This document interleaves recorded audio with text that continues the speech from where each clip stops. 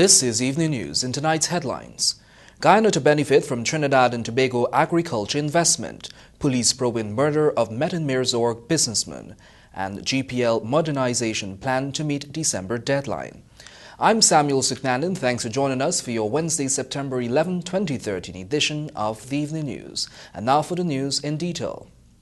Leanna Bradshaw joins us to report that the move to make 10,000 acres of farmlands available to Trinidad and Tobago would see Guyana benefiting in a number of ways, creating employment opportunities for Guyanese and increasing export levels. The details in this report. Agriculture Minister Dr. Leslie Ramsamy has dismissed random statements that the government of Guyana is taking away land from local farmers to give to Trinidadian farmers. He noted that Guyana is in possession of more than enough farmlands, with over 500,000 of the existing 3.3 million hectares currently under cultivation. He noted that these lands are being utilized for growing sugarcane, rice, cash crop, and rearing cattle. As such, Dr. Ramsamy said former President Barjaidio had signaled to Caribbean governments to mobilize their farmers to access and invest in Guyana's land. This initiative, he said, would benefit both parties. Any business that is established here creates jobs, creates an inflow of wealth into the national GDP and into the national treasury. People have employment. I'm not talking about just low-level employment, but at management level, at technical level, etc. Our export increase because whether it's produced by Guyanese or by Trinidadian businesses or Chinese business, it's still Guyana's products. He added that value-added products are expected to be derived from produce, while Guyana's banking system also stands to benefit from the added investments here. Guyana and Trinidad recently signed a Memorandum of Understanding, which would see the latter accessing 10,000 acres of Guyanese land for farming. For the Evening News, Leanna Bradshaw. Police are investigating the murder of a young Metin Mirzorg businessman who was last evening gunned down while his family was terrorized by at least 6 men before escaping with millions of dollars in cash and jewelry. Bishar Mohammed met with the family today and filed this report. 27-year-old Zulfikar Namdar, also called Vicky, was shot at least 3 times to his stomach by one of the bandits who visited the business place under the pretext of purchasing a pack of biscuit. During the ordeal, the businessman's mother, Fazila Namdar, received injuries to her head, while a shop assistant, Stephen Mohammed, was shot to his left leg. According to information, 3 of the gunmen were keeping watch on the road as the others invaded the Lot 76 Metin Mirzorg West Coast Demerara home and demanded cash and jewelry. Vicky was reportedly in the shop but was later found by his father in a pool of blood. After the ordeal, the gunmen made good their escape on foot as they discharged several rounds indiscriminately in the streets. At the home of the dead businessman on Wednesday, his father, Gulzar Namdar, recalled what transpired on the fatal night. Around 8 o'clock last night, myself, my wife, and my grandson was sitting at the back here. And then I was preparing to read my namaz as usual, went in and make wazoo, coming out back, and suddenly, just like that, I heard gun bullet and said, freeze. They actually hit my wife in her head, and then she actually gets stunted, and she said, I never kill nobody, I never kill nobody. I wait, me give you everything. And as I look in the shop, when I go, I saw my son in a pool of blood. And some of the boys outside was lying on the ground, and with gun. Approximately about 7 persons, I estimated, was here. So the reactions were very fast, and when I look at my son, as I mentioned, he was already dead. The mother of the dead businessman explained her experience with the bandits who initially took the driver for her husband. I went inside to the driver up and tell them, ask him for the money, and son, he said he don't live here, he work here. So they go shoot him, so I tell him, no, don't do nothing, that he don't know nothing. I'm going to go bring the money, and I give them everything with all my passport and everything, I go to passport with visa and everything me give them. So then I ask them, I say, let me get my papers, then they say, no, then kill Vic, my son. However, the injured 17-year-old shop assistant related his ordeal. The bandits them came in front of the shop, and say, nobody don't move, everybody on the floor. So the three guys put up their hand and spread out on the floor. Said they want the cell phone, the guys take out the cell phone and give them. Vicky had $520 in his hand, and the bandits see when he was going to put it in the box, and they thinking that he going to do something, and a fire shot from me, and he fall down. And then they fire next shot, and then he hit me. Meanwhile, Regional Chairman of Region 3, Julius Faber, admitted that of recent there has been an upsurge in crime, thus urging the police to re-strategize their crime-fighting skills and residents to be their brothers' keepers. We know that it's a worrying situation in the region, and I hope that the police authorities will act swiftly to apprehend the people who are involved in this activity. I also want to tell the residents around here that they must also be careful. We cannot take chances in what is happening in our society today. We must always be our brothers' keepers. We must look around our society and see whether there are things that are happening that we can report instantly so we can avoid these types of occurrences. The dead businessman leaves to mourn his two children, ages 5 and 3, wife and parents. He's expected to be laid to rest at the end of the week, according to full Muslim rites. Bishar Mohammed, The Evening News. A Berbice pensioner was on Tuesday evening shot and killed after 4 masked gunmen invaded his property during an attempted robbery at about 20 hours 28. Lal Prasad Jakdio, 74, of Lot 34, No. 0 village, currently in Berbice, was shot once to his chest and reportedly died on the spot. He was taken to the Skeldon Hospital, where he was pronounced dead on arrival. According to information reaching this newscast, the elderly man was in the upper flat of the house while his wife and other relatives were sitting under the house conversing when the 4 bandits entered the yard. Upon recognizing the bandits, the men raised an alarm, which led the bandits to retaliate. Relatives confirmed that Jakdio received a gunshot to his left side chest in the vicinity of his heart, and there were lacerations to the back of his head. Investigators have retrieved 2 live 12-gauge cartridges and 2 spent cartridges. An investigation has been launched. Gunmen escaped with close to $1 million in cash and jewelry after holding more than 3 persons at gunpoint at the Montrose Railway East Bank Demerara residence late last night. Svetlana Marshall was on the scene and filed this report. At approximately 20:15 hours on Tuesday, 3 gunmen invaded a 2-story house in Montrose, holding a 19-year-old girl and a number of taxi drivers hostage, while the teen's 23-year-old sister hid. After ransacking the house, the gunmen escaped with approximately $400,000 in cash and $350,000 in jewelry. At the time, the taxi drivers were operating from the Montrose residence, which is also the base for the Shamo taxi service. Still horrified after the 30-minute ordeal, the 23-year-old recalled what happened.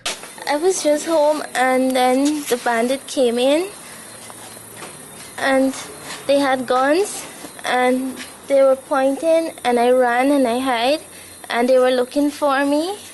They were asking where I was and if I was going to call the police, and then they went and get my sister with a gun, and she was asking, who are you, and they pointed the gun at her. I was looking at it because I was hidden.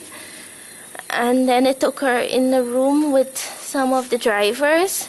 After realizing that her father and the police had arrived on the scene, the 23-year-old called out for help. It was during this period the police and the bandits traded shots before the criminals fled. The 23-year-old was taken to safety while the police pursued the criminals. No one was hurt during the robbery. Proprietor of the house and taxi service, Babita Narang, said she was not at home at the time of the incident. I wasn't home at the time. I went to the gas station with my husband. My 2 daughters and a friend with a taxi driver that was home. And once coming back from the gas station, one of the driver called me and tell me bandit in the house. So when we reach home, we hear the children squealing, tumbling in the house, gunshot firing. According to Narang, the bandits gained access to the heavily grilled house through the lower flat. She explained that the door was opened because the taxi service was still in operation. This is the second time bandits launched an attack on the family, who has been residing in the house for the past 27 years. The first time was in March this year. Reporting for the Evening News, I'm Svetlana Marshall. The Ghana Power and Light GPL says that the company's modernization plan is well on stream and works will be completed by December of this year. Whitney Prasad reports. Modernization of Ghana's outdated electrical transmission and distribution network operated by the state-owned Ghana Power and Light is swiftly moving apace for substantial completion by December 2013. GPL's Chief Executive Officer Bart Dindial recently expounded on the company's progress since 2003 and highlighted the investments to transform the quality of services. Cummings Power, Katsifio, you've seen so many times in Kaitri News and Stabrook News, all these long rods hooked onto our distribution network, they're hooks at the end, stealing electricity. That is not now possible in that area. They have to physically climb up on the transformers and, risk life and limb and everything else to get a connection. And it has dramatically reduced the level of theft in the area. But there's a further upgrade that we're doing to the connection between the transformer and the meters which are mounted on the pole.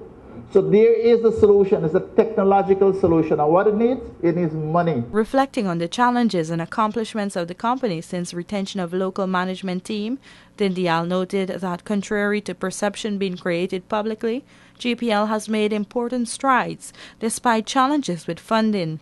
Currently we have a $5 million US program financed by the IDB being implemented.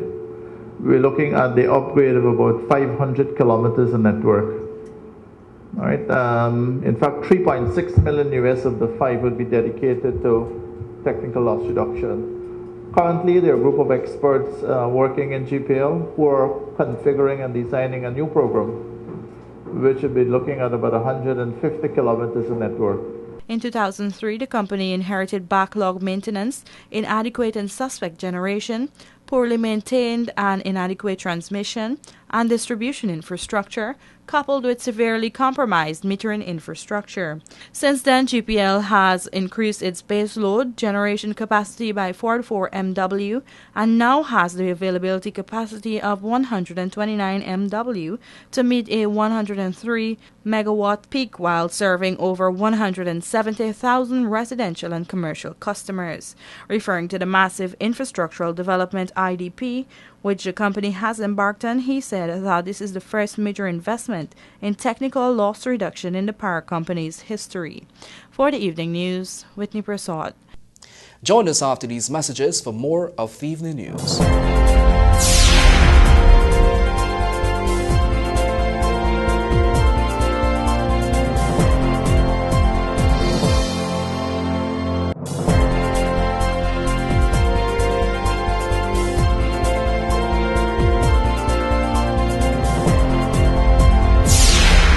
Welcome back, you're watching the Evening News. And now for some more news. Agriculture Minister Dr. Leslie Ramsamy says the rice production target of 412,000 tons is expected to exceed by 100,000 tons this year, even as the ministry seeks to make more affordable fertilizer available for farmers in the industry. Liana Bradshaw has our report. Some 262,000 tons of rice was harvested in the first crop for this year, with the current crop expected to produce some 220,000 tons. According to Agriculture Minister Dr. Leslie Ramsamy, rice crop was harvested early this year, noting that 75,000 hectares are currently under cultivation for the second crop. As such, he said they are expected to exceed 500,000 tons of rice by the end of this year. The minister said while there were some setbacks during the first crop, such as drought and the infestation of paddy bugs, they have managed to overcome those challenges. Meanwhile, some 30,000 tons of fertilizer will soon be made available to farmers as part of an arrangement between a Venezuelan fertilizer manufacturer. The fertilizer will be shipped to Ghana in two parts, with the first set expected to arrive later this month. The farmers will be able to obtain a part of the fertilizers that they need at a cost that is significantly below what they're paying now. A rice farmer, depending on where they're located, pay between $7,000 to $10,000 per bag. This is a 48 kilogram bag of urea. We are making arrangement for the farmers to get a bag of fertilizer at a cost that is maximum $5,000. For the evening news, Whitney Prasad. A special financial audit conducted by the University of the West Indies for the University of Ghana has revealed major financial irregularities within the system. The university's current debt also stands at $482 million. Svetlana Marshall has the details.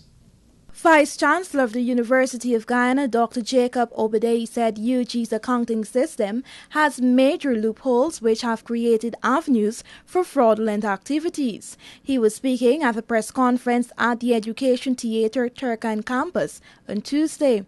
At the end of December 2012, there was a total of $90 million in unprecedented checks for employees of the university. When you are managing a bursary, when you have people not collecting their salary within 2 weeks, you must raise an alarm.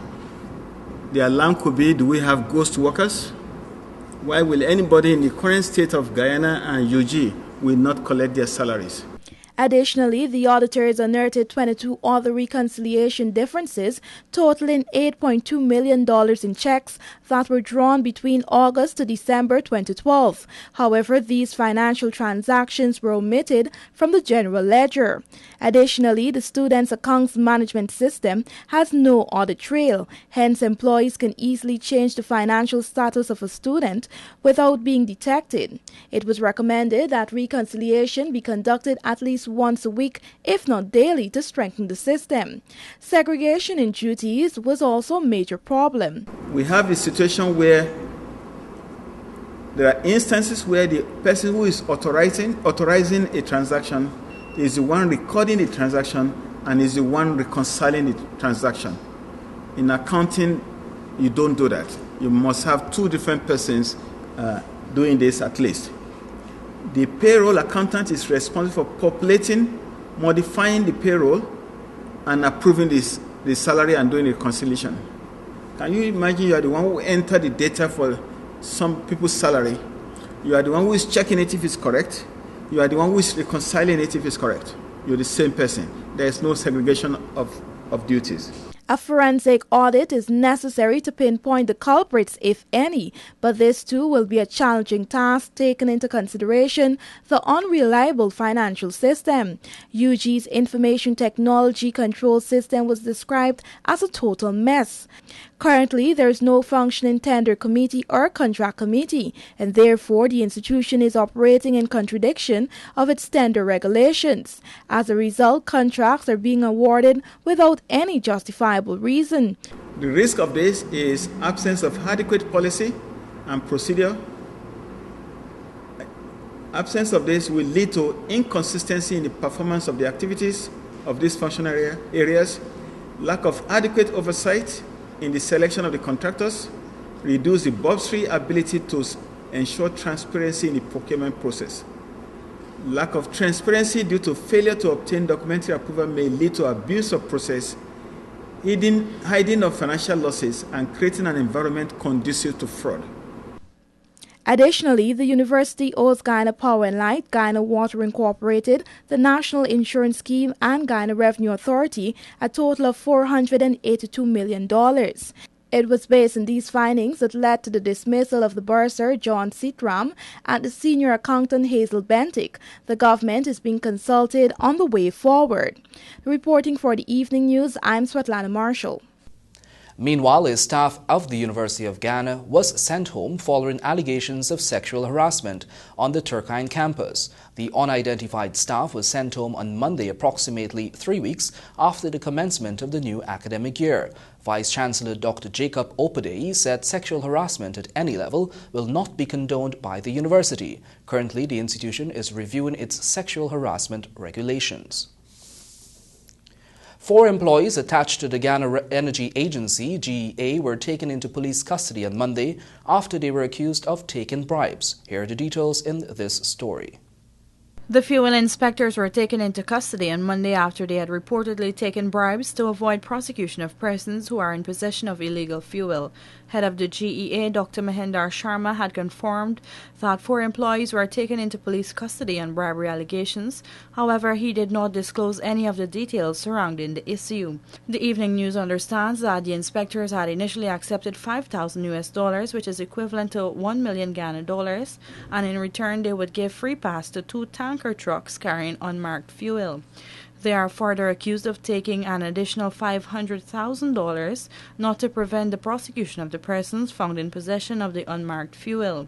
None of the suspects has admitted to the bribery allegations. However, the police has sent a file to the Director of Public Prosecution Chambers seeking advice on whether charges should be instituted or not.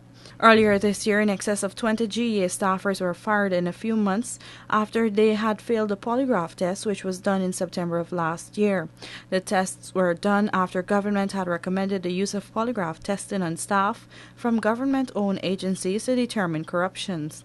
After their dismissal, several of the terminated GEA employees took the company to court, suing it for damages in excess of $200,000 for wrongful termination, severance pay, redundancy, and for mental stress. Members of the Bellevue Cane Farmers Marketing Co-op Society held a peaceful protest outside of the Labour Ministry today, calling on government to intervene in a conflict which saw their farmlands being taken away from them. Leanna Bradshaw was on the scene and she filed this report. Members of the Bellevue Cane Farmers Marketing Co-op Society told the media today that their lands have been illegally taken away from them. The farmers claim that a bogus committee headed by Deodat Deokanandan is controlling the Co-op Society and is seeking to pay out the EU Fair Trade grant that was given to the Bellevue Cane Farmers Society for the development of their members. Balram Balkaran, who represented the farmers at the protest exercise, said members are calling for the EU grant to be used to finance the development of a number of projects which, when implemented, will benefit all members and increase cane production. Today, we'd have 550 acre new Rokin if we were allowed to implement a plan with the Fair Trade grant. But the unfit committee took the money and sharing it out based on cane produce. So if this man is producing more cane than us, all the money gone to him. And these farmers, them now, some of them have 0 ton. They want to use that as an excuse now to deprive them of the land. He argued that their land was taken from them some 4 years ago, and they have been trying since to gain justice. The society owned the lease, the society owned the land. None of we as individual farmer or member cannot sell the land to outsider without the general meeting and without the final approval coming from the CCDO. That was never done. Mr. Karim Abdul Jabbar, I think they removed him. He took them to court. He won the case. We have written letter as the CCDO, direct the committee and the minister at the time, Mr. Nadir, overrule him, unilaterally overrule him, which is violates the rule. When the CCDO make a directive, only the Supreme Court can overrule him, or 1/3 of the membership sign a petition within 21 and give the minister. They know it more than me. He have a PhD in industrial relation. I'm a humble cane farmer. Recently, Labour Minister Dr. Nanda Gopal said cooperatives and friendly societies can face closure if they fail to make contact with the Labour, Human Services and Social Security Ministry by November 30.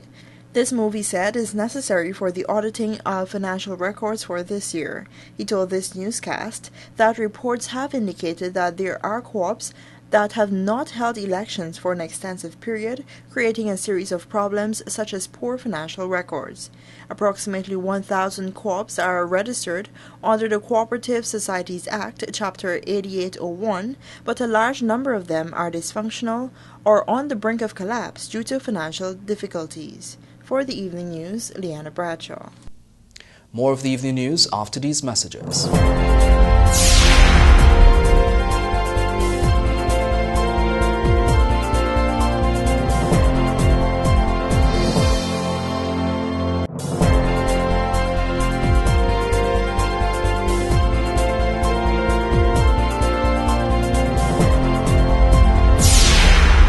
Welcome back. If you just joined us, you're watching the Evening News. A 33-year-old man was discovered dead in a city hotel on Wednesday, and it is suspected that he committed suicide after allegedly failing to kill his lover. Lindoner Egerton Grant was found dead in room 12 of the Shack Inn on Norton Street, Working-West, Georgetown. According to reports, the man and a female checked in the hotel for one day on Wednesday morning around 9 hours 15, and about 45 minutes later, they heard a crashing sound.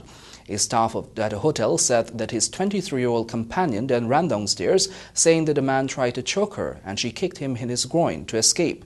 The staff immediately summoned the police, and during that time the man locked himself in the room.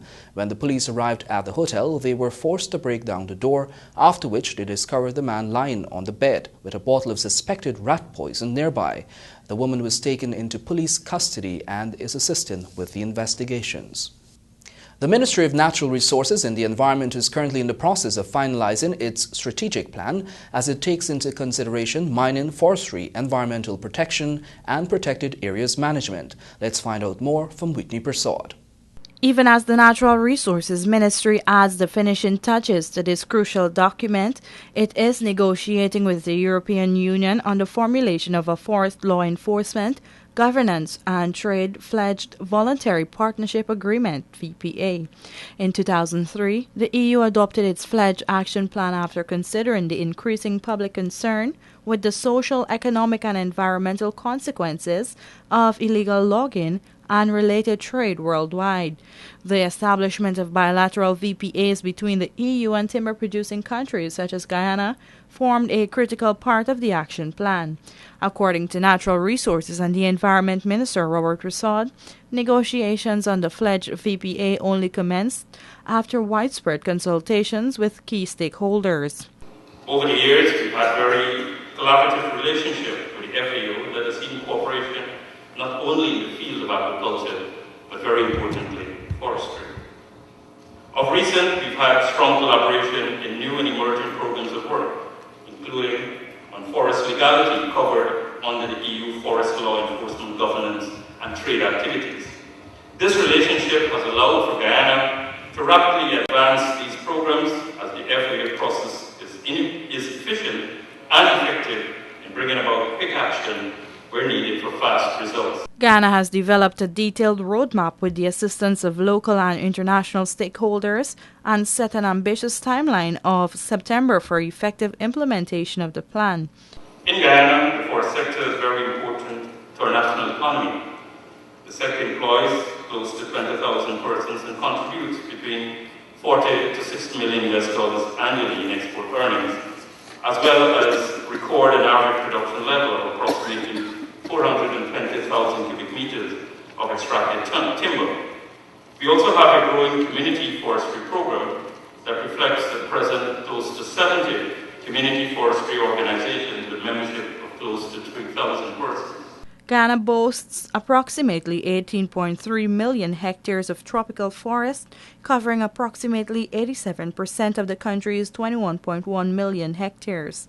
But sustainable economic growth in the forestry sector can be crippled with illegal logging, which can also cause social and environmental problems.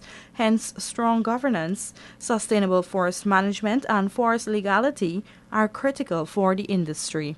For the Evening News, Whitney Prasad. The design of the May 5 monument, intended to commemorate the arrival of the first East Indian immigrants here, has been selected, and the winning entrants were presented with a $500,000 check by Culture, Youth and Sport Minister Dr. Frank Anthony on Monday. The winning design, crafted by Philbert Gajadar and Winslow Craig, was one of the 5 entries submitted for judging by a panel which consisted of Toto Mangar, Colonel Lyndon Ross, Nadia Madhu, Nia Saban and Ivor Tom. The monument was originally earmarked to be placed at the Bribery plantation, but after consultations, it was decided to have it erected at Palmyra, at the head of the junction east of the Berbice River Bridge. The monument will be sculpted in bronze, 12 feet high, 12 feet wide, double life size, and mounted on a 9-foot high base. The monument should be completed within 2 to 3 years once all arrangements are put in place. During the period 1838 and 1917, 238,000 East Indians came to Guyana as indentured servants. If the growing number of suicide cases should be addressed, a revision of the 1930 Mental Health Act is needed. Let's find out why in this Whitney Persaud report. According to social worker attached to the West Demerara Regional Hospital, Robert Singh, the 1930 Mental Health Act is a barrier to suicide prevention in Guyana. During a recent interview on Suicide Prevention Day, Singh stated that the act is very old and needs an immediate revision to help in addressing critical issues relating to the sickness. It is more harmful than helping regarding suicide. I want to look at it in the position as when someone who has attempted suicide and has been hospitalized. When that person comes to the hospital, it might be the last strand of hope they're getting or trying to get some help. And they are being informed, maybe by the health workers, members of the community, that they would be charged. So the act of itself will tend to criminalize persons who attempted suicide. He noted that under the Act, when a person is admitted into the hospital as one of these cases, at any given time they can abscond from the hospital. This will add to the problems that are already there, and the patient will not receive the much-needed medical treatment and attention from doctors. Further, Singh said that the patient may harm themselves, and in this way, the Act in itself stops the prevention of suicide. In the low emergency process, it is where that person is just thinking about suicide, or what we call the ideation. In the medium emergency process, it is where the scenario has been organized, like 60% has been completed. The place and the method, except the time. In the high emergency process, it is where the complete scenario is organized and the person is just waiting to go ahead with the attempt. World Suicide Prevention Day is an awareness day observed on September 10 every year in order to provide worldwide commitment and action to prevent suicides with various activities around the world. The International Association for Suicide Prevention collaborates with the World Health Organization and the World Federation of Mental Health to host World Suicide Prevention Day. In 2011, an estimated 40 countries held awareness events to mark the occasion. Ghana has been battling with high suicide rates being committed, especially in rural communities. For the Evening News, Whitney Persaud. Join us after these messages for your Evening News Sportscast, sponsored by Macor.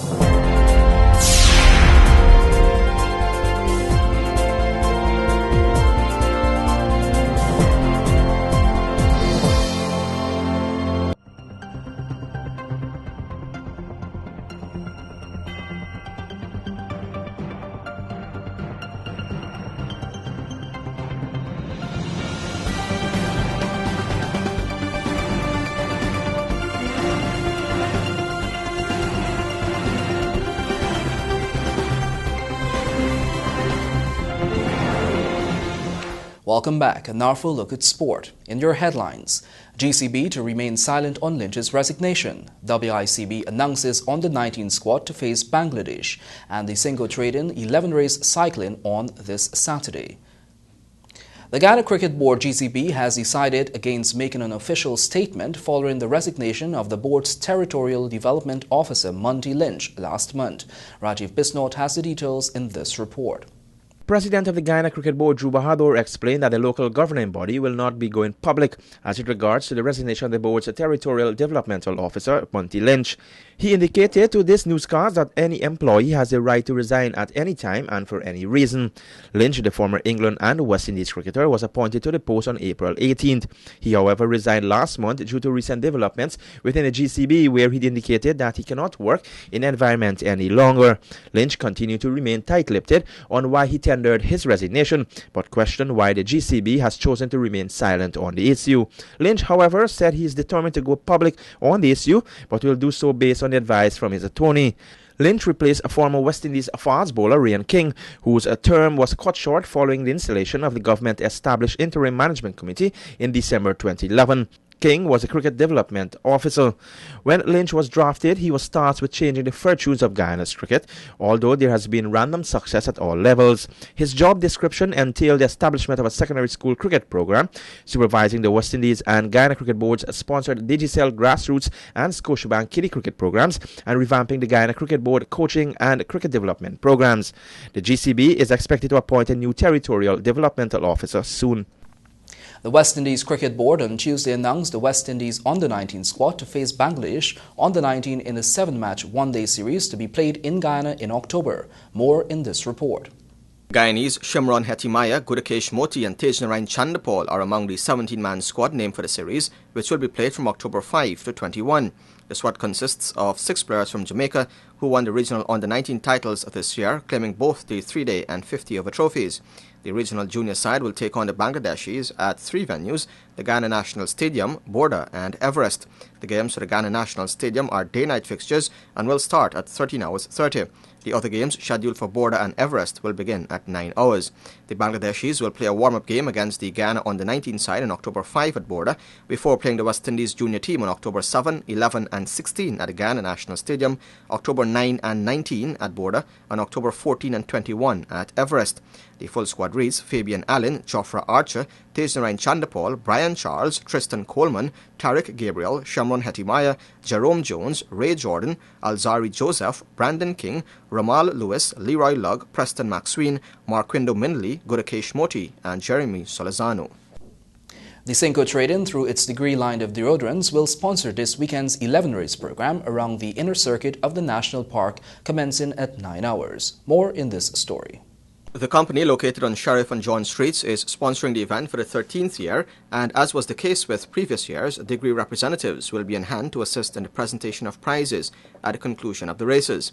Linden's Marlon Williams will defend his title in the feature 35-lap schoolboys and invitational race, having won the event last year in a time of 1 hour, 14 minutes, 59 seconds.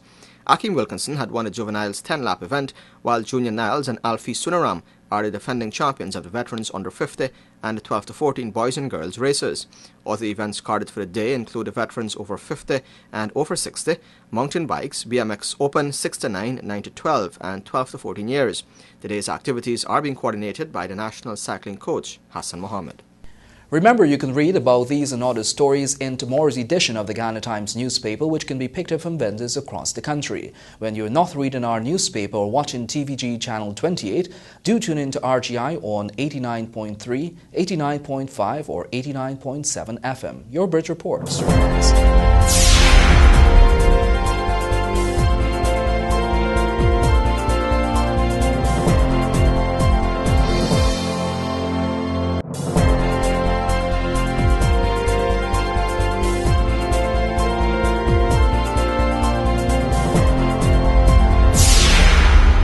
Welcome back, and now for a look at your bridge reports. The Demo Harbour Bridge will be closed on Thursday, September 12 at 8 hours 30 for a period of 1.5 hours. And the Berbice River Bridge will be closed on Thursday, September 12 at 8 hours 40 for a period of 1.5 hours.